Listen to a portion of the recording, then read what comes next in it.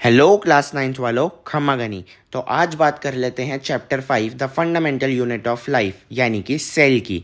अब अगर इस चैप्टर की बात करें तो सबसे पहले आपने अपनी बुक्स में देखा होगा कि ये चैप्टर कितना लेंदी रहता है, जिस वजह से आप में से किसी को पढ़ने में इंटरेस्ट नहीं आता, बहुत ही बोरिंग लगता है। और जब तक कि हमें इंटरेस्ट नहीं आता हम उस चीज़ में अच्छा स्कोर नहीं कर पाते। तो आज मैं लेके आ गया हूँ चैप्टर 5 के ऐसे नोट्स जिनको आप पढ़ो, समझो और इन्हीं को अच्छे से याद करो, आपका चैप्टर फुल तैयार। तो बात करते हुए चले, सबसे पहले तो सेल होता क्या है।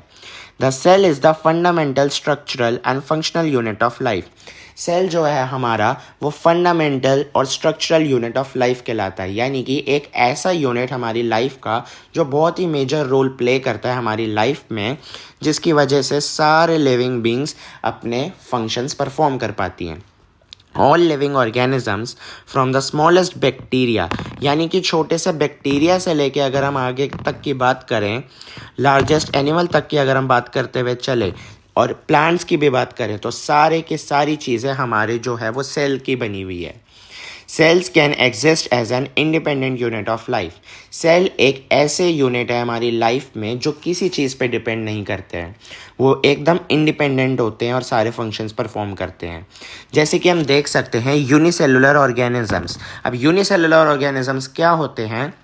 Unicellular organisms are those organisms which are single celled organism, यानी कि वो ऑर्गेनिज्म जिनमें हमारा सिंगल सेल प्रेजेंट होता है वो हमारे कहलाते हैं यूनिसेलुलर ऑर्गेनिजम्स।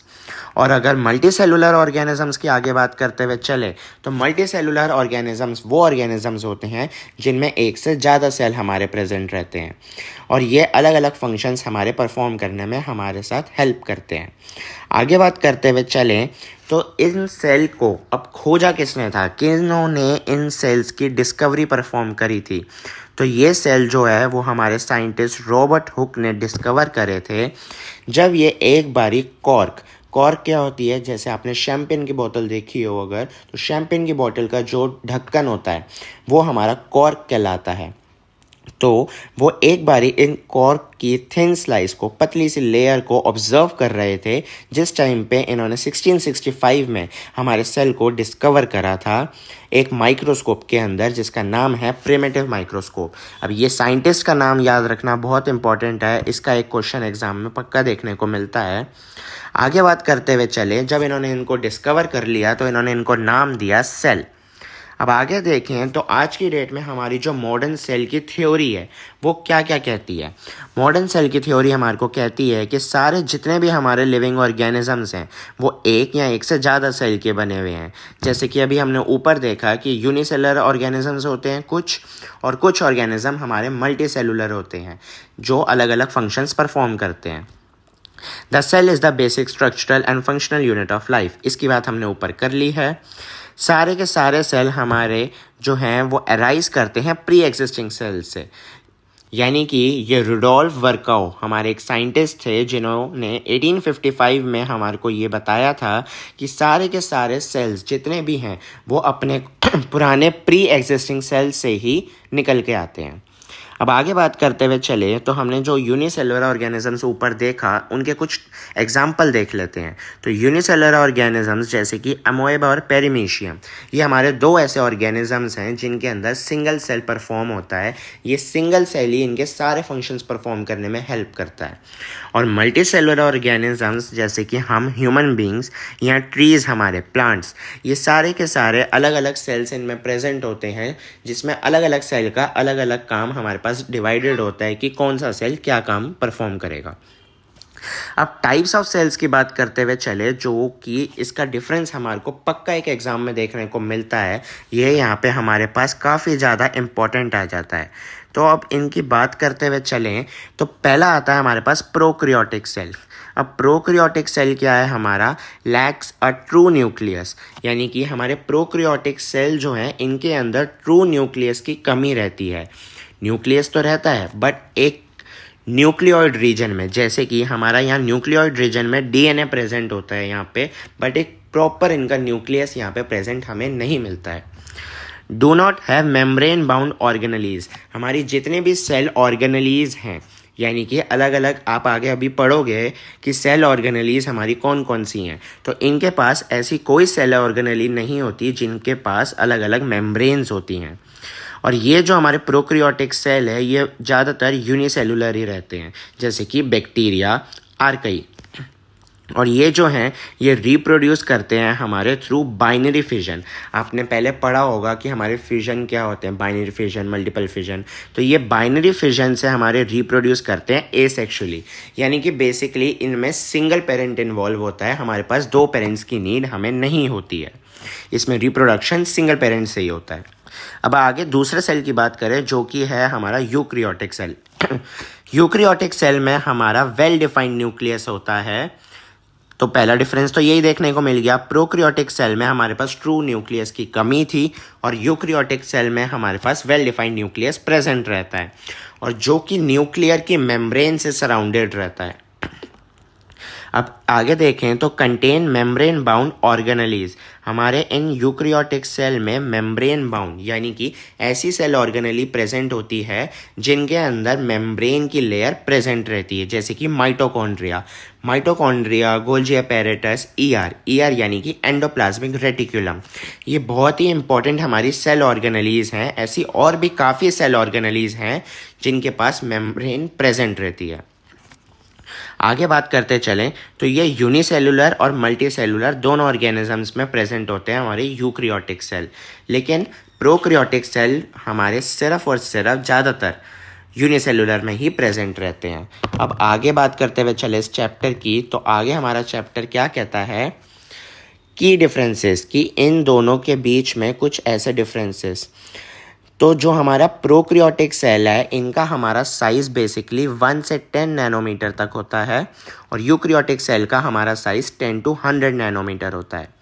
अब डीएनए देखते हुए चलें तो हमारे ये जो प्रोक्रियोटिक सेल है ये सर्कुलर होता है, इनका जो डीएनए इनमें प्रेजेंट होता है वो सर्कुलर स्ट्रक्चर में होता है, एंड वो लीनियर होता है हमारा।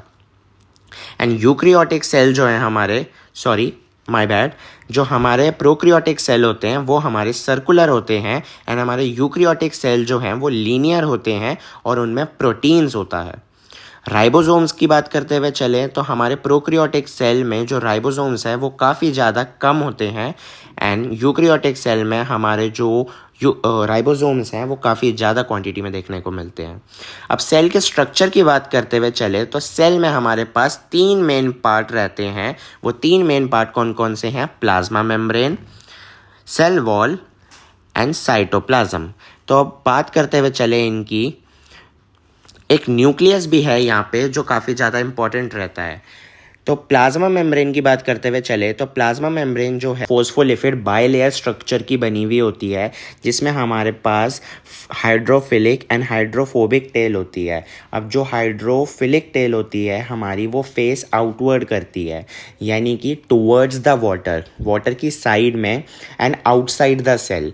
एंड हमारी जो दूसरी टेल है वो है हमारी हाइड्रोफोबिक टेल जो फेस इनवर्ड करती है, यानी कि cell towards each other face करते हैं इसमें and away from the water. हमारी ये जो प्लाज्मा मेम्ब्रेन है इनके अंदर काफ़ी ज़्यादा प्रोटीन्स प्रेजेंट रहता है। ये हमारी सेमी परमिएबल मेम्ब्रेन होती है। हमारे पास मोस्ट इम्पॉर्टेंट क्वेश्चन जो इसका पेपर में बन के आता है वो ये है कि प्लाज्मा मेम्ब्रेन को सिलेक्टिवली परमिएबल या सेमी परमिएबल मेम्ब्रेन क्यों बोला जाता है? बिकॉज इसका रीज़न एक ही है कि प्लाज्मा मेम्ब्रेन जो है वो हर कंपोनेंट को, हर सेल को अंदर बाहर नहीं करने देता, हर सब्सटेंस को बेसिकली।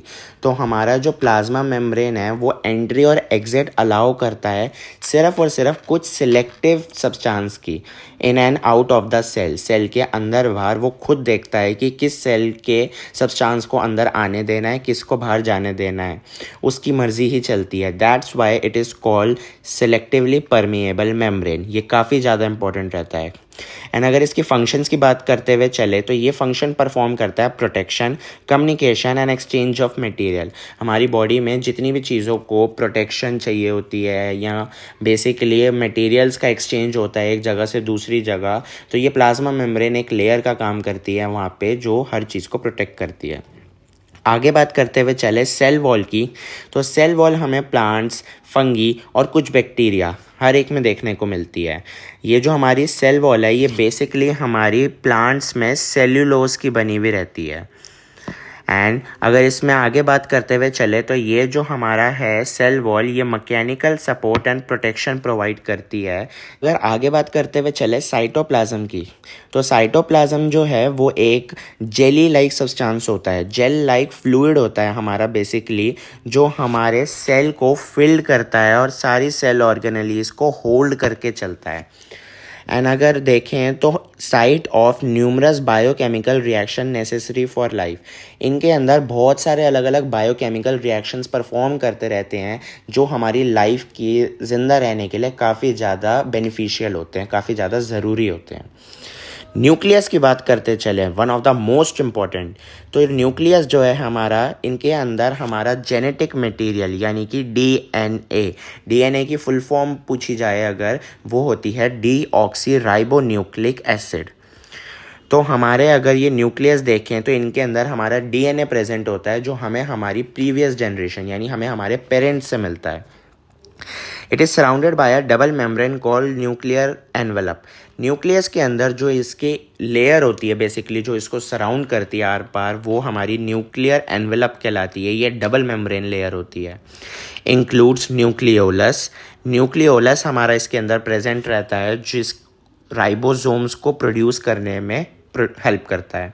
एंड इसके अंदर एक क्रोमैटिन मटेरियल भी होता है हमारा, जो हमारे अलग अलग हमारी बॉडी में जितने क्रोमोसोम्स हैं उनको कंडेंस करने में बेसिकली हेल्प करता है। यानी कि हमारे जो क्रोमोसोम्स हैं 46 क्रोमोसोम्स जैसे प्रेजेंट है, तो हमारी बॉडी में ये 46 क्रोमोसोम्स का जब डिवीज़न होता है तो ये उसमें हेल्प करते हैं। सेल ऑर्गेनेलीज की अब आगे बात करते हुए चलें तो हमारी जो सेल ऑर्गेनेलीज है ये काफ़ी ज़्यादा इम्पॉर्टेंट है। इससे पक्का कोई ना कोई क्वेश्चन तो बन के आना है ही है, तो इसको बहुत ध्यान से समझना। सेल ऑर्गेनेली में सबसे पहले हमारे पास आता है ईआर यानी कि एंडोप्लाज्मिक रेटिकुलम। अब ये जो एंडोप्लाज्मिक रेटिकुलम है हमारे, ये दो टाइप के होते हैं basically, RER and SER। RER stands for rough endoplasmic reticulum and SER stands for smooth endoplasmic reticulum. जो हमारा RER है, इनके अंदर हमारे राइबोसोम्स प्रेजेंट होते हैं जो प्रोटीन सिंथेसिस, प्रोटीन्स की डिवीजन में हेल्प करते हैं। SER जो है स्मूथ एंडोप्लाज्मिक रेटिकुलम, इनके अंदर जो है राइबोसोम्स की कमी रहती है। ये सिंथेसाइज करते हैं लिपिड्स को और हेल्प करते हैं डिटॉक्सिफिकेशन में। ये बेसिकली हमारी बॉडी में लिपिड्स की डाइजेशन में, यानी बेसिकली लिपिड्स कैसे हमारी बॉडी के लिए ज़रूरी है उनको कंट्रोल करके रखते हैं कि कैसे लिपिड्स मेजर अपना रोल प्ले कर पाएँ सही से हमारी बॉडी के लिए। आगे बात करते हुए चले इस चैप्टर की, तो आगे है हमारे पास नेक्स्ट सेल ऑर्गेनेली जो है गोल्जी अपैरेटस। अब गोल्जी अपैरेटस जो है स्टैक ऑफ फ्लैटेंड सैक्स। फ्लैटेंड सैक्स की बात करें तो हमारे जो गोल्जी अपैरेटस है, इनके अंदर जो इनका स्ट्रक्चर होता है वो फ्लैट डिस्क या बोलो फ्लैट बैलून लाइक स्ट्रक्चर होता है, वन अबव द अदर, जिसमें हर एक स्ट्रक्चर को इंडिविजुअली बोला जाता है सिस्टर्न्स। एंड ये जो है modify sorts and package proteins and lipids, यानी हमारी बॉडी में प्रोटीन्स एंड लिपिड्स की बेसिकली जैसी रिक्वायरमेंट होती है, जैसे चाहिए होता है, ये उनको डिलीवर करने में हेल्प करता है। माइटोकॉन्ड्रिया की आगे बात करें, one of the most important cell organelle, mitochondria is known as power house of the cell.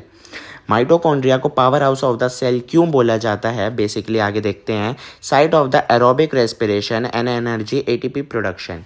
Mitochondria is known as power house of the cell because इसके अंदर जो है एक एनर्जी प्रोड्यूस होती है जिसका नाम दिया गया है ATP।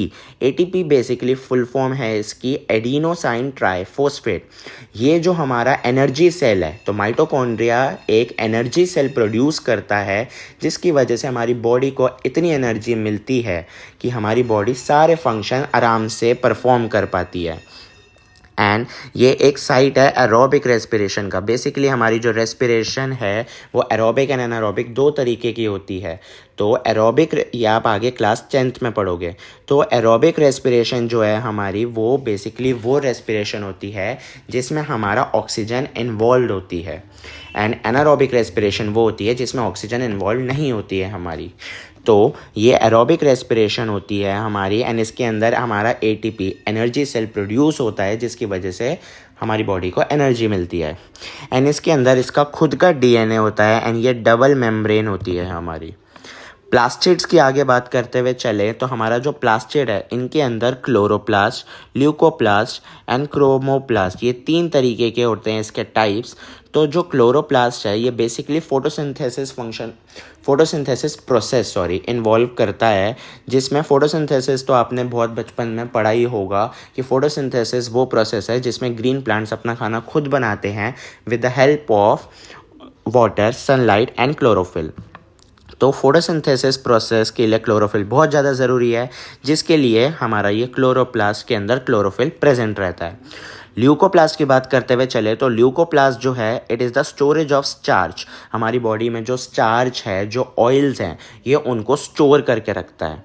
एंड क्रोमोप्लास्ट जो है बेसिकली इनके अंदर वो पिगमेंट होते हैं जिसकी वजह से हमारे जो कलरफुल प्लांट्स होते हैं उनको वो कलर मिल पाता है। लाइसोसोम्स की आगे बात करते हुए चले तो इनको बेसिकली सबसे पहली चीज़ सुसाइडल बैग्स बोला जाता है। इसका एक question why lysosomes are called suicidal bags, ये पक्का एग्जाम में देखने को मिलता है, काफ़ी ज़्यादा इंपॉर्टेंट रहता है।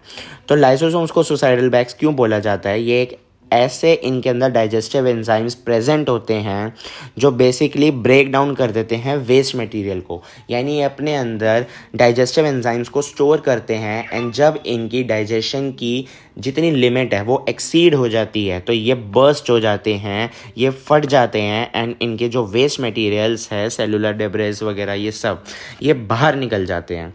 इसीलिए इनको सुसाइडल बैग्स बोला जाता है। जब इनकी लिमिट ख़त्म हो जाती है तो ये फट जाते हैं। वैक्यूल्स के आगे मैं बात करूं तो वैक्यूल्स जो है ये हमारे मेम्ब्रेन बाउंड सैक्स है जो स्टोर करके रखते हैं एंड बेसिकली टर्जिडिटी प्लांट्स को प्रोवाइड करते रखते हैं, जिसकी वजह से हमारे प्लांट्स बेसिकली बोलो सीधे खड़े रहते हैं या उनकी स्टेम, उनकी ब्रांचेस इतनी हार्ड होती हैं। Larger in plant cell, smaller or absent in animal cell, ये वैक्यूल्स हमारे बेसिकली प्लांट सेल में काफ़ी ज़्यादा बड़े होते हैं एंड एनिमल सेल में या तो काफ़ी ज़्यादा छोटे होते हैं या बेसिकली प्रेजेंट ही नहीं होते हमारे। आगे प्रैक्टिकल क्वेश्चंस की बात करें तो आपको पता होगा कि आजकल हमें देखने को मिल रहे हैं चैप्टर्स में से हमारे वैल्यू बेस्ड क्वेश्चन बहुत बन के आते हैं। तो one of the most important value based question जो इस चैप्टर से है वो इसकी अनियन पील वाली एक एक्टिविटी है प्लांट सेल की, जिसमें हमने अनियन पील को ऑब्जर्व करा था, उनके अंदर अलग अलग कैसे स्ट्रक्चर्स बनते हैं माइक्रोस्कोप से वो देख के समझे थे। तो हमने उसमें सबसे पहले आयोडीन डाला था, फिर हमने उसके ऊपर ग्लिसरीन डाला था, फिर हमने उसको सेल वॉल को ऑब्जर्व करा था, उसके अंदर साइटोप्लाज्म देखा, न्यूक्लियस देखा। तो बेसिकली हमने अलग अलग स्ट्रक्चर्स देखे थे उसके कैसे किस शेप के होते हैं। And human cheek cell basically plant animal cell की मैं बात कर लूँ तो एनिमल सेल में हमने उसके अंदर मेथिलाइन ब्लू डाला था एंड उसको जब हमने ऑब्जर्व करा तो बेसिकली इसमें हमने प्लांट और एनिमल सेल दोनों को अलग अलग तरीके से ऑब्जर्व करा कि कैसे हमारे प्लांट और एनिमल सेल अलग अलग होते हैं, कैसे उनके स्ट्रक्चर्स अलग अलग होते हैं। अब ये चैप्टर इसी के साथ एक लास्ट टॉपिक है जो कि है हमारा प्लांट एंड एनिमल सेल का डिफरेंस, वो आगे देख लेते हैं और इस चैप्टर को ख़त्म करते हैं। प्लांट और एनिमल सेल का डिफरेंस देख लेते हैं। प्लांट सेल में हमारे पास सेल वॉल बेसिकली प्रेजेंट होती है जो कि सेलुलोज की बनी हुई होती है एंड इनके अंदर क्लोरोफिल प्रेजेंट होता है by the help of chloroplast जो कि फोटोसिंथेसिस को परफॉर्म करने में हेल्प करता है। इनके अंदर बेसिकली लार्ज वैक्यूल प्रेजेंट होते हैं एंड इनकी जो फिक्स शेप होती है, प्लांट सेल की फिक्स शेप होती है या तो रेक्टेंगुलर शेप होती है। एंड इनके अंदर लाइसोसोम्स जो है या तो वो बिल्कुल एब्सेंट होते हैं या होते हैं तो काफ़ी ज़्यादा रेयर होते हैं। एनिमल सेल में देखें तो एनिमल सेल में इसका उल्टा, ना तो हमारे पास सेल वॉल होती है ना क्लोरोप्लास्ट होता है एंड इनके अंदर वैक्यूल्स या तो काफ़ी स्मॉल साइज़ के होते हैं या बिल्कुल नहीं होते। एंड इनकी जो शेप है या तो वो राउंड होती है या बिल्कुल इरेगुलर होती है, no fix shape. And lysosomes इनके अंदर कॉमनली प्रेजेंट होते हैं। तो ये था प्लांट और एनिमल सेल का डिफरेंस। एंड इसी के साथ ये चैप्टर ख़त्म हुआ। अगर आपको ये कंटेंट समझ आया एंड ये नोट्स आपको चाहिए तो मेरे को कमेंट में वांट डाल देना, मैं ये नोट्स आपको प्रोवाइड कर दूंगा। एंड अगर ये वीडियो पसंद आई हो तो please like, subscribe my channel और बेल आइकन पर प्रेस कर देना ताकि हर इंपॉर्टेंट वीडियो आपको सबसे पहले देखने को मिले। और अपने दोस्तों के साथ ये वीडियो शेयर कर देना ताकि उनका भी भला हो जाए। टाटा, सी यू।